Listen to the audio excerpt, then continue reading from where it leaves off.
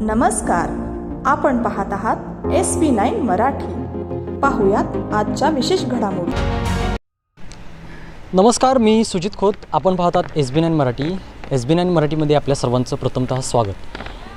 शिवसेना उद्धव बाळासाहेब ठाकरे व महाराष्ट्र नवनिर्माण सेना अधिकृत उमेदवार म्हणून अख्तरभाई पिरजादे आज आपल्याबरोबर मुलाखत देत आहेत. आज आपण त्यांची थोडक्यात प्रतिक्रिया जाणून घेऊया. नमस्ते. नमस्कार. आज आपण उद्धव बाळासाहेब ठाकरे यांनी मनसे युतीचे अधिकृत उमेदवार म्हणून पंचायत समिती गण पोलीस 66मध्ये आज आपण उमेदवारी लढत आहात. एकंदरीत पाहिले गेलं तर सर्वसामान्य नागरिकांचा प्रतिसाद आपल्याला कशा पद्धतीने मिळतो या संदर्भात आपली प्रतिक्रिया आम्हाला द्या. नमस्कार. मी पोलीस पंचायत समितीच्या रामानगर गण क्रमांक 66मधून पंचायत समितीचा मी शिवसेना उद्धव बाळासाहेब ठाकरे या पक्षाचा उमेदवार म्हणून अख्तर पिरजादे मी निवडणूक लढवित आहे आणि माझं चिन्ह मशाल आहे. आणि मी सर्वप्रथम आव्हान करतो सर्व मतदारांना, मशाल चिन्हासमोरचं बटन दाबून तुम्ही मला सेवा करण्याची संधी द्यावी अशी मी आपल्या सर्वांना विनंती या चॅनलच्या माध्यमातून करत आहे. खरोखरच एक निवडणूक ही चांगली निवडणूक, चांगला पर्याय मी लोकांच्या समोर ठेवलेला आहे. कारण जे प्रस्थापित पक्ष आहेत, ज्यांची सत्ता आहे, त्या सत्तेचे उमेदवार आहेत, तगडे उमेदवार आहेत, परंतु त्यांना एक शिवसेना उद्धव बाळासाहेब ठाकरे या पक्षाच्या वतीनं मला जे उमेदवारी मिळालेली आहे ते अगदी सामान्यापासून मोठ्यांच्यापर्यंत सर्व समाजामध्ये वावरणारा उमेदवार म्हणून माझ्याकडे जनता पाहते. आणि सामाजिक प्रश्नावरती नेहमीच मी आवाज उठवून सर्वसामान्यांना अगदी जे ससेहोलपट ज्यांचे होते त्या सर्वांना न्याय देण्याचा मी प्रयत्न प्रामाणिकपणे केलेला आहे. मला या निवडणुकीमध्ये निश्चितपणानं जनतेची साथ मला मिळत आहे याचा मला आनंद आहे. आपण पाहतोय की ज्येष्ठ पत्रकार आणि सामाजिक कार्यकर्ते आणि आता पक्षाची भूमिका, एकंदरीत प्रवास कशा पद्धतीने होतो आहे आणि सर्वसामान्य नागरिकांना न्याय देण्यासाठी हा प्रवास चालू केलेला आहे का, या संदर्भात तुमची भूमिका काय असेल?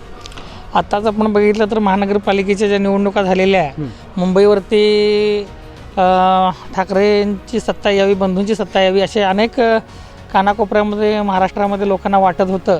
थोडक्यामध्ये त्यांना अपयश आलेलं आहे. परंतु या गणामध्ये रामानंदनगर, नागराळे आणि सावंतपूर ही 3 गावं येतात. या 3 गावामधील जे उद्धव साहेबांना मानणारा वर्ग आहे निश्चितपणाने तो मला मतदान करणारच आहे. मी गेली 30-32 वर्ष झालं पत्रकारी क्षेत्रामध्ये मी काम करतो आहे. अनेक दैनिकामध्ये मी चांगल्या पदावरती तालुका प्रतिनिधी म्हणून मी काम केलेलं आहे. पत्रकारिता करीत असताना सर्वसामान्यांचा आवाज म्हणून अन्यायावरती वाचा फोडण्याचं मी काम केलेलं आहे. सर्वांना न्याय देण्याची भूमिका ही माझी राहिलेली. एकंदरीत पाहायला गेलं तर गेल्या 10 ते 15 वर्षामध्ये जे काही सत्ताधारी पक्ष होते त्या पक्षांनी जो काही कामाचा अजेंडा लोकांसमोर ठेवून उमेदवारी घेऊन लढून त्यांनी तो कार्यकाल निभावलेला आहे. तो विकास कामं जी रखडलेली आहेत, हा कामाचा अजेंडा घेऊन तुम्ही कशा पद्धतीने लोकांसमोर जाल?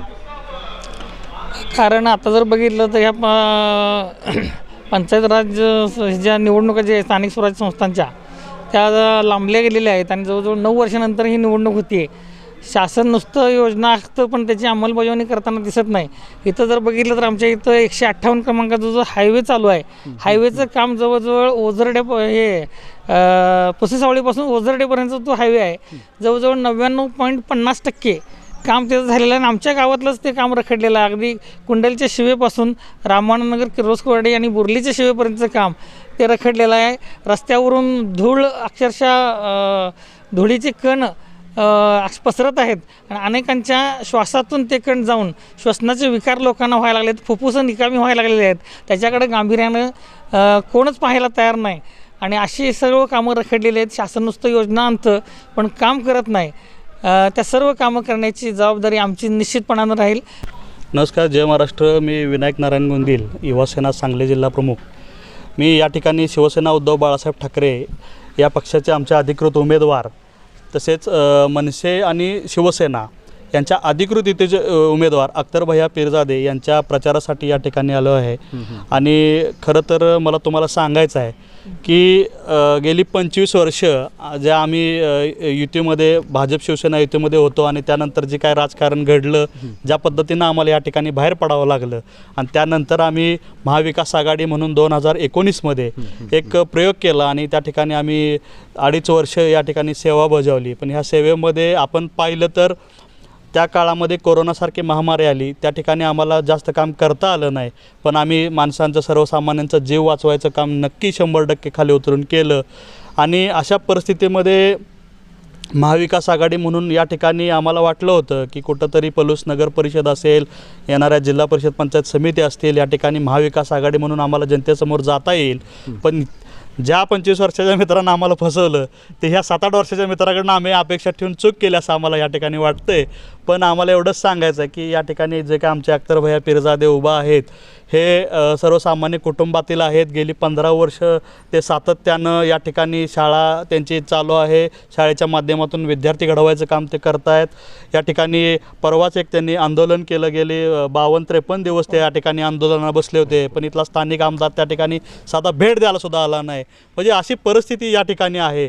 इथले जे तुम्ही वातावरण बघितलं तर इथं फक्त ठेकेदार मक्तेदार मोठे करायचं काम या ठिकाणी या पक्षाच्या माध्यमातून केलं जातं आहे. पण ह्याला कुठंतरी सर्वसामान्यांनी आता ही निवडणूक हातात घेतली पाहिजे. ही निवडणूक बघायला गेलं तर धनशक्ती विरुद्ध जनशक्ती अशी झाली पाहिजे. आणि या ठिकाणी आमचा हा उमेदवार जे अख्तर भैया पिरजादे या मशाल्या चिन्हावरती शिवसेना आणि मनसेच्या युतीवरती उभे राहिलेत,